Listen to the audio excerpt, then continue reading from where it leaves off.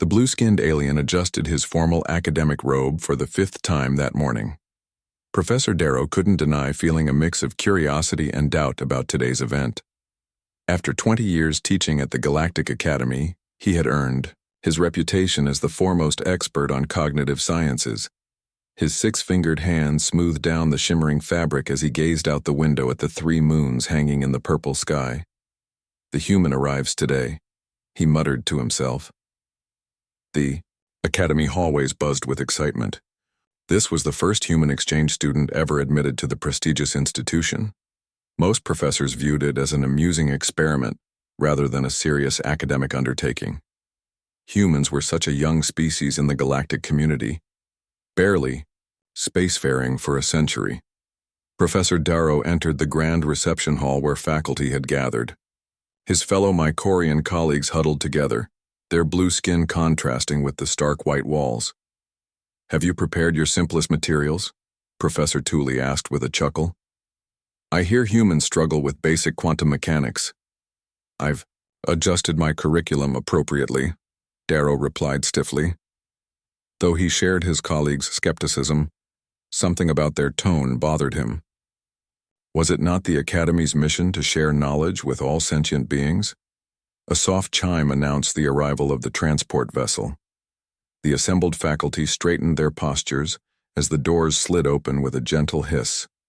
Hannah stepped through the doorway, clutching a small bag to her chest. She looked younger than Darrow had expected, barely 19 by human standards. Her dark hair was pulled back neatly, and her eyes, darting nervously around the room, reflected the strange light of this alien world. "Welcome to Galactic Academy," announced the Chancellor, a tall Mycorian with elaborate patterns etched into his head crest, a sign of his scholarly achievements.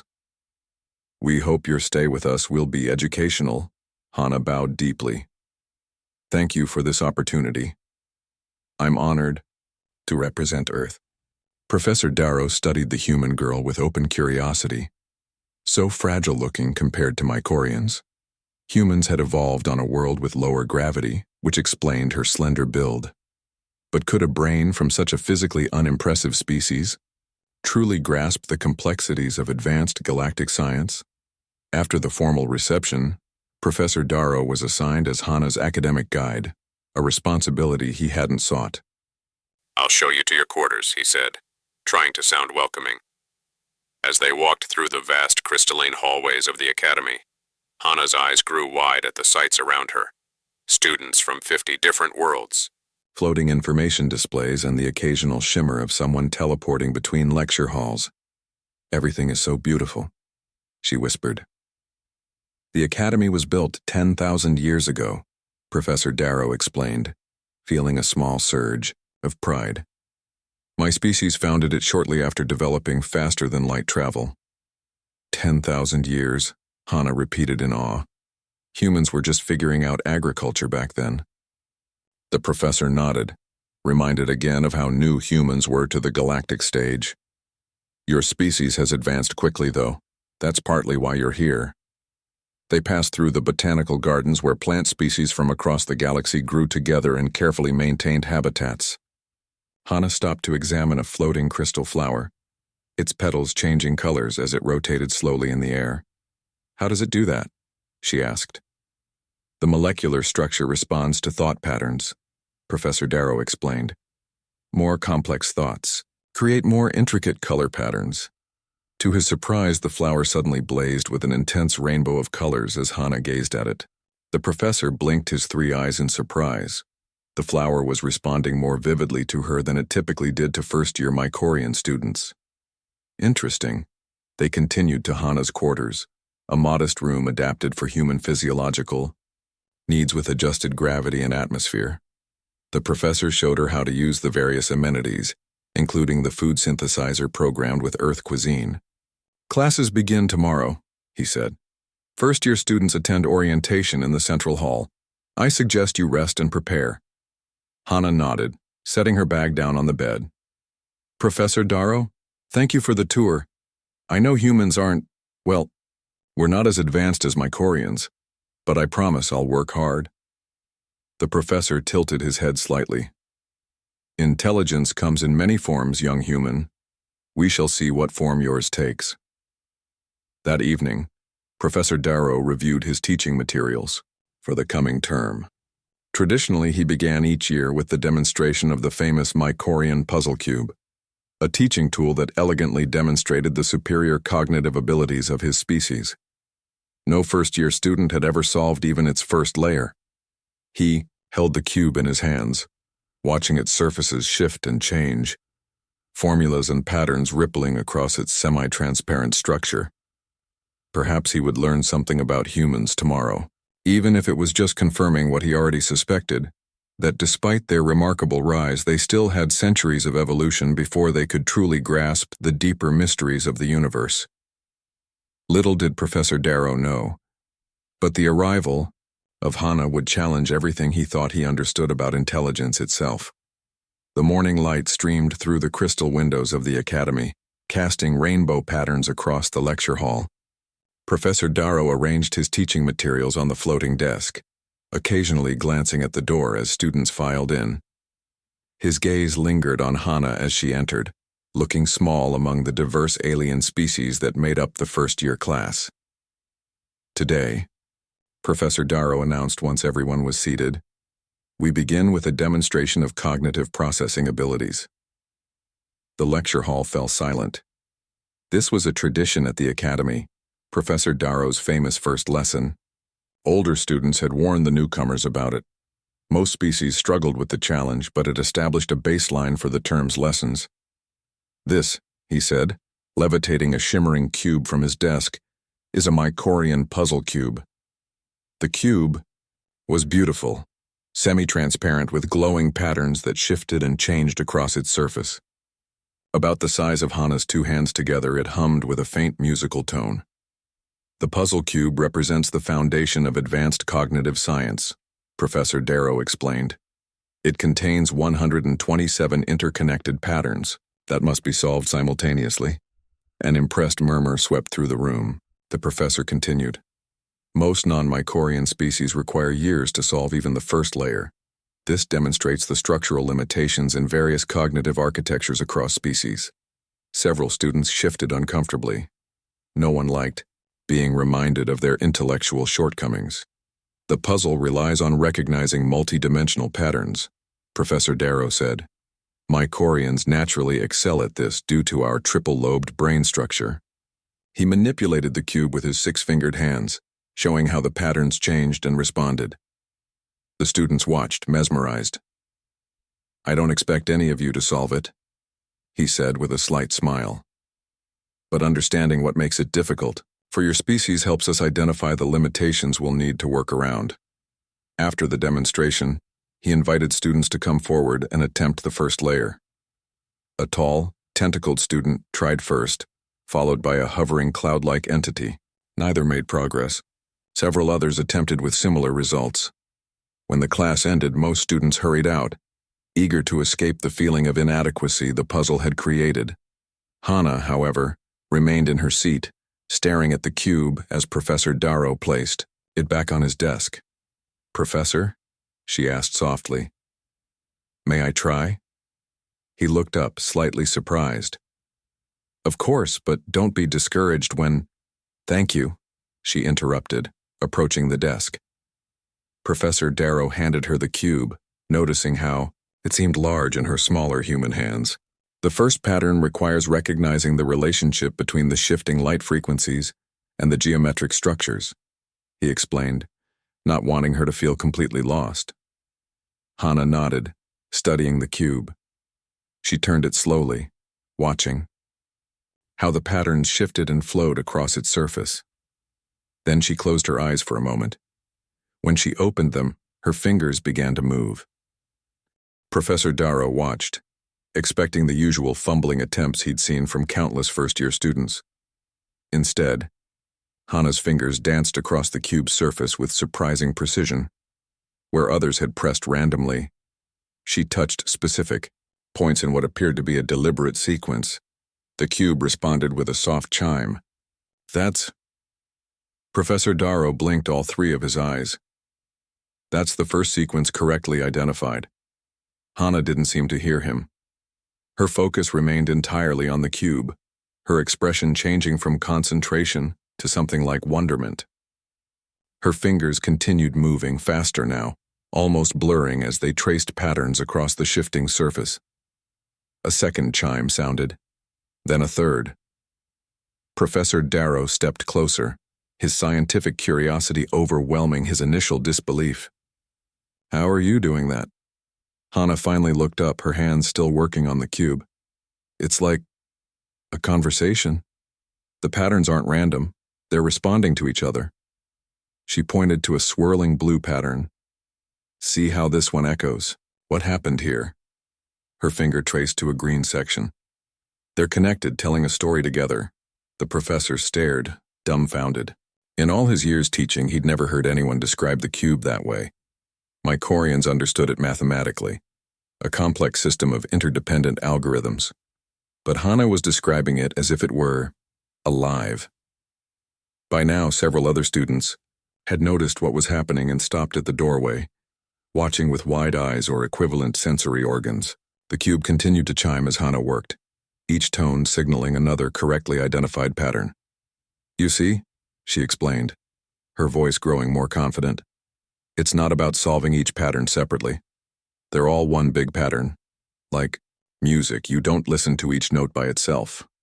Professor Darrow was speechless. The human girl had intuitively grasped something that took Mycorian children years to understand. And she was explaining it in a way that made perfect sense, despite having no formal training. When the seventh chime sounded, indicating she had completed the entire first layer of the puzzle, the room fell completely silent. Even the students, who had returned to watch, stood frozen, unable to believe what they had just witnessed.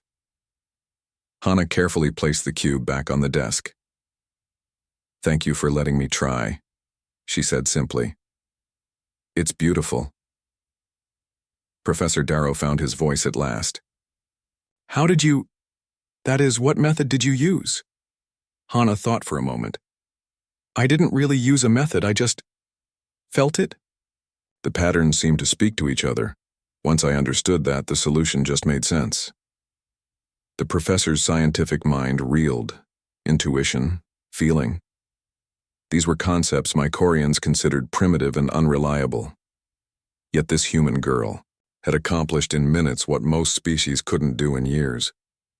"Would you be willing to try the second layer?" he asked, his voice uncharacteristically eager. Hana smiled. "Now. I should probably go to my next class." Of course, Professor Darrow said, regaining his composure. "Perhaps tomorrow after your classes?" "I'd like that," she replied, picking up her bag and heading toward the door. The gathered students parted to let her through, some whispering to each other, others staring in undisguised amazement. As she left, Professor Darrow picked up the cube, examining it closely. The patterns of the first layer were indeed correctly aligned, something he would have bet his academic reputation was impossible for a human to accomplish so quickly. "Interesting," he murmured to himself. "Very interesting indeed." News of what happened in Professor Darrow's classroom spread through the Galactic Academy like wildfire. By the next morning, students from all departments whispered about the human girl who had solved the first layer of the famous puzzle. Some claimed it was a fluke. Others insisted Professor Darrow must have simplified the puzzle for her. A few bold souls suggested that perhaps humans weren't as intellectually simple as everyone had assumed. Professor Darrow couldn't stop thinking about what he had witnessed. He canceled his afternoon appointments and spent hours reviewing recordings of Hana solving the puzzle. Something about her approach fundamentally challenged everything he thought he knew about cognitive science. That evening, he sent Hana a message. "If you're available, please come to Laboratory 7 tomorrow after your classes. I'd like to conduct some research with your permission." When Hana arrived at the laboratory the next day, she found it wasn't just Professor Darrow waiting for her. 3 other Mycorian scientists stood nearby, their blue skin looking particularly vibrant under the bright laboratory lights. "Hana, thank you for coming," Professor Darrow said. "These are my colleagues in the Cognitive Science Department. They were skeptical of my report about yesterday's demonstration. One of the other professors, a female with elegant patterns etched into her head crest, stepped forward. "We simply wish to observe for ourselves, if you don't mind." Hana nodded, though she seemed uncomfortable with the attention. "What would you like me to do?" Professor Darrow gestured to a clear booth in the center of the laboratory. Inside was a table with several objects, including the puzzle cube and other devices Hana didn't recognize. "We'd like to monitor your brain activity while you work on various puzzles," he explained. "It's completely safe. The sensors are non-invasive." Hana entered the booth and sat down. Thin beams of light began to scan her head, creating a three-dimensional model of her brain on the screens outside the booth. "Let's start with something simple," Professor Darrow said through a speaker. "Please solve the sequence puzzle on your left." For the next 2 hours, Hana tackled increasingly difficult puzzles. Some were mathematical, others visual or auditory. The Mycorian scientists observed, occasionally whispering to each other or making notes. Their expressions, initially doubtful, gradually shifted to surprise and then intense curiosity. "Now," Professor Darrow said finally, "let's return to the puzzle cube. But this time, please describe your thought process as you work." Hana picked up the cube, which had been reset since yesterday. "It feels alive," she began, "like it's responding to me as much as I'm responding to it." She turned it slowly in her hands. "There's a pattern here that reminds me of waves on water. And this one," her finger traced a shifting red pattern. "It's like the rhythm of music." As she worked, the brain scans showed something extraordinary. Unlike Mycorian brains, which activated specific regions when solving problems, Hana's entire brain lit up with activity. Different areas communicated with each other in ways the scientists had never seen before. "It's remarkable," murmured one of the professors. "She's using intuitive and analytical thinking simultaneously." Professor Darrow nodded. "Humans don't separate these processes like we do." When Hana completed the second layer of the puzzle, something that had taken Professor Darrow himself months to master as a student, the scientists fell into stunned silence. Later, after thanking Hana and sending her back to her quarters, the professors gathered around the brain scan data. "This challenges our entire understanding of intelligence," said Professor Vela, the female scientist. "We've always believed cognitive ability evolved in a linear progression, with our species at the peak." Professor Darrow nodded thoughtfully. "What if we've been wrong? What if intelligence isn't linear at all but multi-dimensional?" He pulled up a comparison of Hana's brain activity alongside a Mycorian's. "Look at this.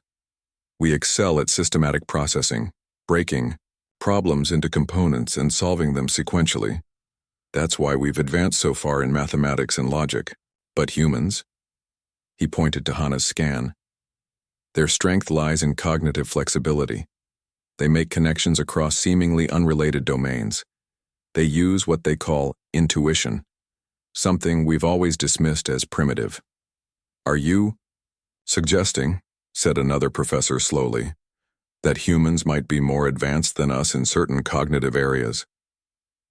"Not more advanced," Professor Darrow corrected. "Different. We've been judging all species by our standards, by how well they solve problems the way we do." He walked to a window overlooking the academy grounds, where students from dozens of worlds moved between buildings. "Think about it. Humans evolved on a planet with constant environmental changes and threats. They needed to adapt quickly and make decisions with incomplete information. While we," Professor Vela continued his thought, "evolved on a stable world with predictable seasons and few predators. We had the luxury of time to develop systematic thinking." Professor Darrow turned back to face his colleagues. "What if intelligence isn't a single trait, but a spectrum of cognitive adaptations shaped by each species' evolutionary history?" The implications hung in the air. If true, this would revolutionize not just cognitive science, but the entire galactic educational system, which had always ranked species according to their ability to think like Mycorians. In the days that followed, Professor Darrow invited Hana to participate in more tests. He was developing a new theory, one that redefined intelligence as a diverse collection of cognitive abilities rather than a single measure. "I believe," he told Hana one afternoon as they reviewed test results, "that your species possesses extraordinary cognitive flexibility. You make intuitive leaps that we can't, connecting patterns across different domains of knowledge." Hana considered this. "But your people are better at systematic problem solving, right? Breaking things down into logical steps?" "Exactly." Professor Darrow nodded eagerly. "Different evolutionary histories, different cognitive strengths. Neither better nor worse, just adapted to different environments." He showed her a diagram he'd been working on, a new model of intelligence that mapped various cognitive abilities across a multi-dimensional space. "Your approach to the puzzle cube revealed something we've overlooked for centuries. You don't just process information, you feel it. You engage with it emotionally as well as logically." "Isn't that how everyone thinks?" Hana asked. Professor Darrow smiled. "No. And that's what makes your species so fascinating." Later that evening, Professor Darrow worked late in his laboratory, refining his theory. For centuries, the Mycorians had seen themselves as the intellectual leaders of the galaxy. Now, a quiet human girl had forced him to question everything he thought he knew about the mind. Perhaps true intelligence wasn't about having the most powerful brain, but about having the right kind of brain for the challenges one faced. Perhaps each species had evolved unique cognitive gifts that, when combined, created something greater than any single approach could achieve. As he looked at Hana's brain scans one last time before going home, Professor Darrow felt something unfamiliar, a sense of possibility that couldn't be explained by equations or algorithms. Was this, he wondered, a little taste of that human thing called intuition? The central dome of the Galactic Academy glittered under the light of 3 moons. Students from 100 worlds crowded the entrance, their excited chatter filling the air with a symphony of languages. Today marked the beginning of the annual Logic Tournament, the most prestigious intellectual competition in the known universe. Professor Darrow stood near the registration desk, scanning the crowd for Hana. His conversation with her yesterday still echoed in his mind. "You should enter the tournament," he had suggested. Hana had looked at him with wide eyes. "Me?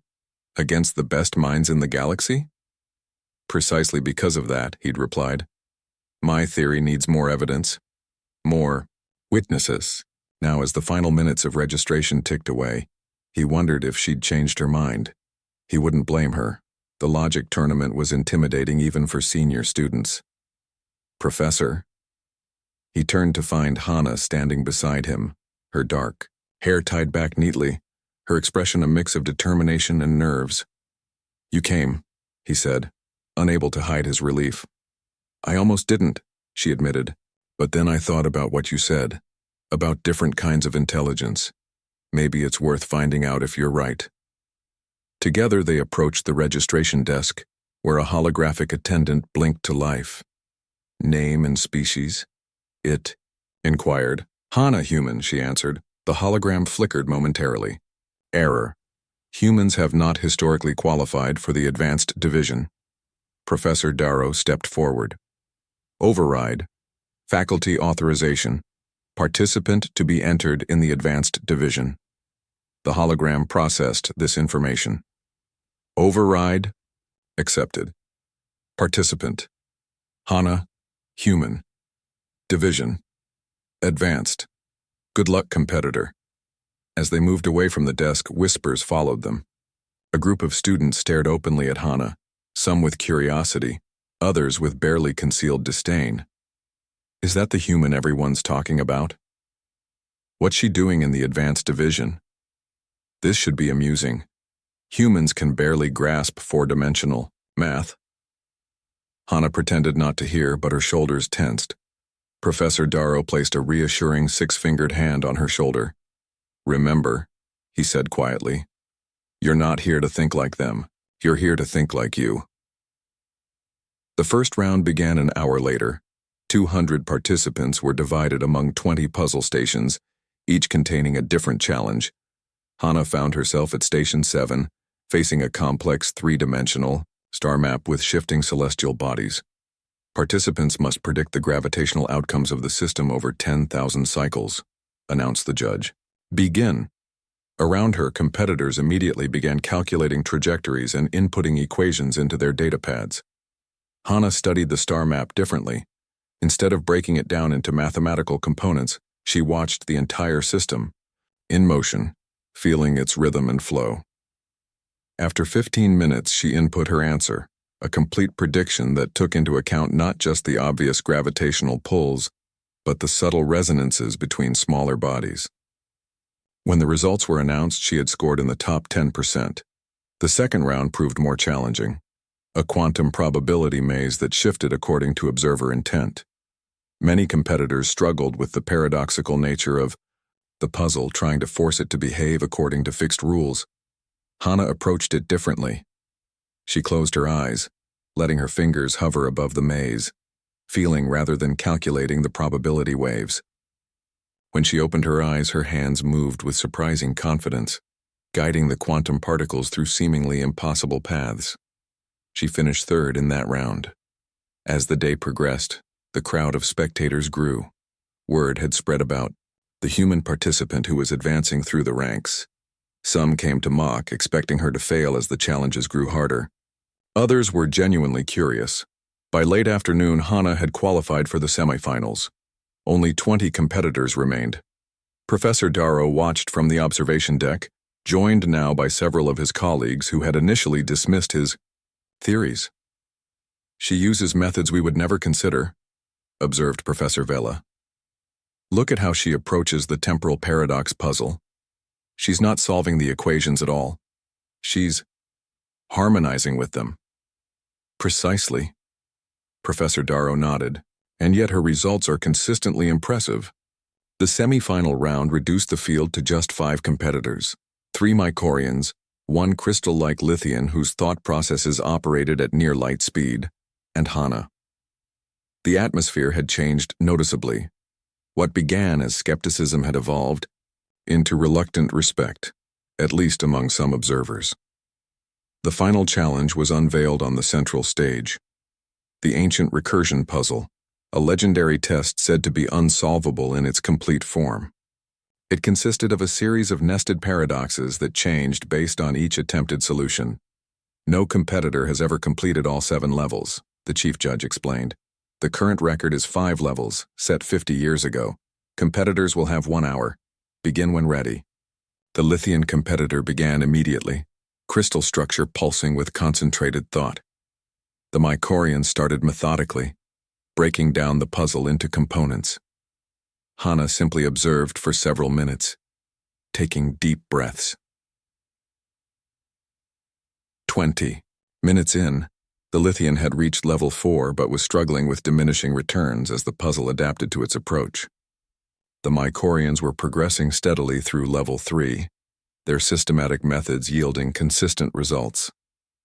Hana finally began, her approach unlike anything the audience had seen. Instead of fighting against the puzzle's adaptive nature, she seemed to embrace it, allowing each solution to organically lead to the next. Her hands moved in flowing gestures across the interface, almost like a dance. At the 30-minute mark, she had reached level 5, matching the all-time record. The audience fell silent. "What is she doing?" whispered one of the judges to Professor Darrow. "That's not any solving method I've ever seen." "She's not seeing. It is a problem to be conquered," Professor Darrow explained. "She's treating it as a conversation." With 10 minutes remaining, Hana reached level 6. The Lithian had stalled at level 5, its crystalline form vibrating with frustration. The Mycorians were close behind, their methodical approach proving effective, if slower. In the final minutes, something extraordinary happened. Hana's movements slowed, becoming more deliberate. Her expression changed from concentration to something like wonder. The puzzle's patterns began to flow in harmony with her gestures, no longer resisting but responding. With 30 seconds left, she input her final sequence. The puzzle glowed, shifting through a spectrum of colors before stabilizing into a perfect, geometric form that slowly rotated above the stage. Level 7. Completed for the first time in tournament history. The entire dome fell silent for 3 heartbeats, then erupted in a thunder of applause, stomping feet, waving tentacles, and vibrating crystalline structures, each species expressing amazement in their own way. As Hana stood on the stage during the award ceremony, the chief judge handed her the traditional crystal trophy. "In 500 years of tournament history," he said, his voice amplified throughout the dome, "we have never seen a solution like yours. You have shown us a new way of thinking." Hana accepted the trophy with a shy smile. Looking out at the crowd, she caught Professor Darrow's eye. The Mycorian professor nodded slowly, his 3 eyes blinking in sequence, a gesture of profound respect among his people. In that moment, something shifted in the Galactic Academy. A centuries-old assumption challenged, a door opened to new possibilities. Perhaps intelligence wasn't a ladder with some species above others, but a vast network of different but equally valuable ways of understanding the universe. And it had taken a quiet human girl, solving puzzles in her own unique way, to help them see it. The Great Hall of the Galactic Academy buzzed with anticipation. Scientists, educators, and diplomats from across the known universe filled the tiered seating, their varied forms creating a living mosaic of galactic diversity. Floating light orbs pulsed softly overhead, bathing the hall in a warm glow. Professor Darrow stood at the entrance, adjusting his formal academic robe, the deep blue one reserved for only the most significant occasions. Today's presentation at the Galactic Science Summit would either make his career or end it. Nervous? Hana appeared beside him, dressed in a simple but elegant Earth outfit that had been modified to incorporate symbols of academic achievement from various worlds. "Mycorians don't get nervous," he replied stiffly. Then, seeing her raised eyebrow, added, "But if we did, then yes, extremely."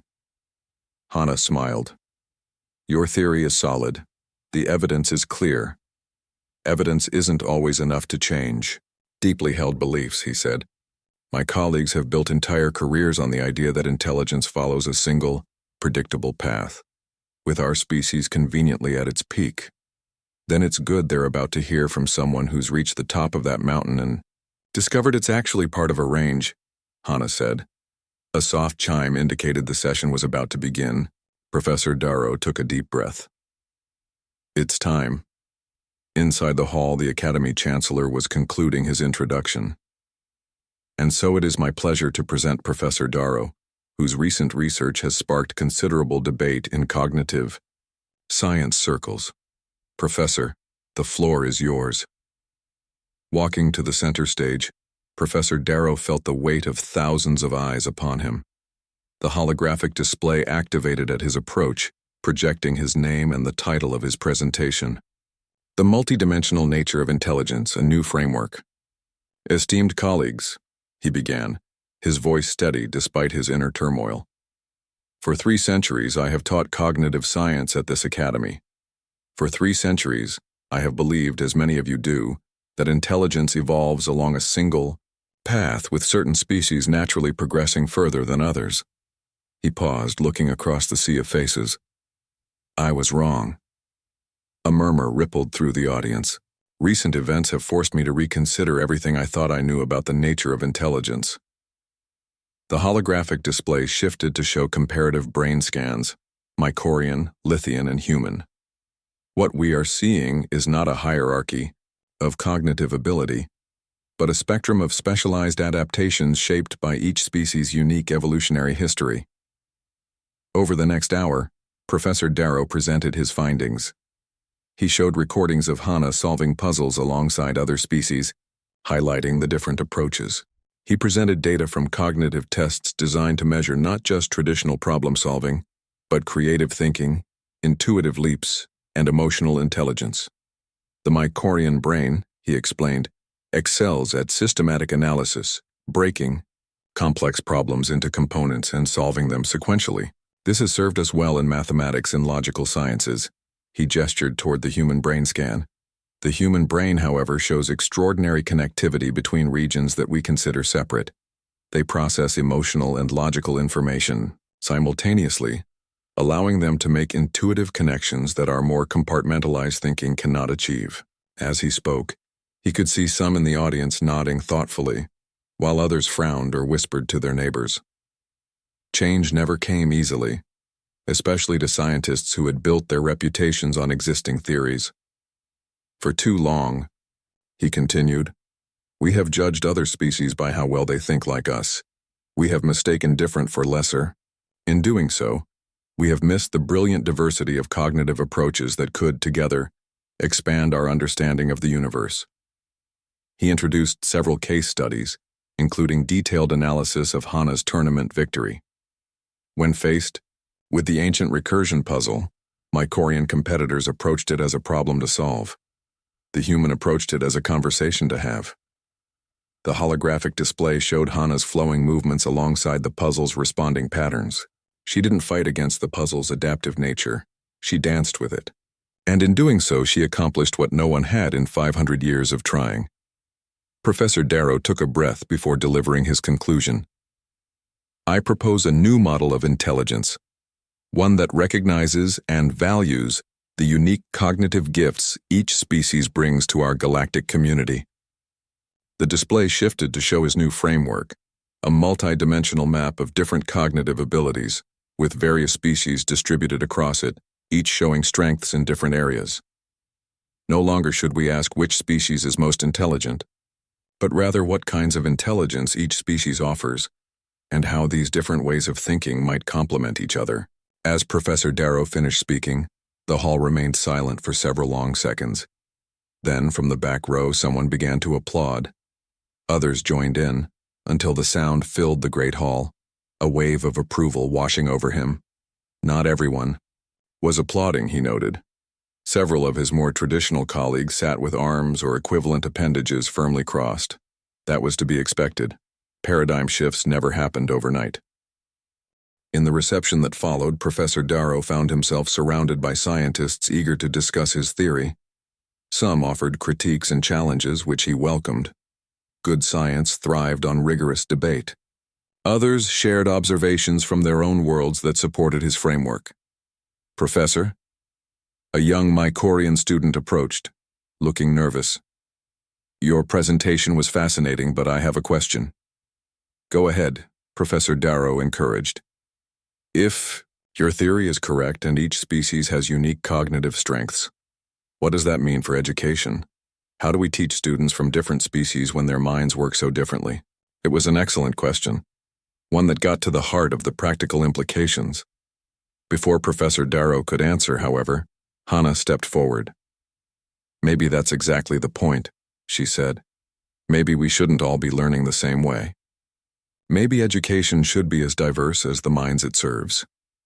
The student considered this, but that would require a complete restructuring of the Academy's approach. Yes, Professor Darrow agreed. It would.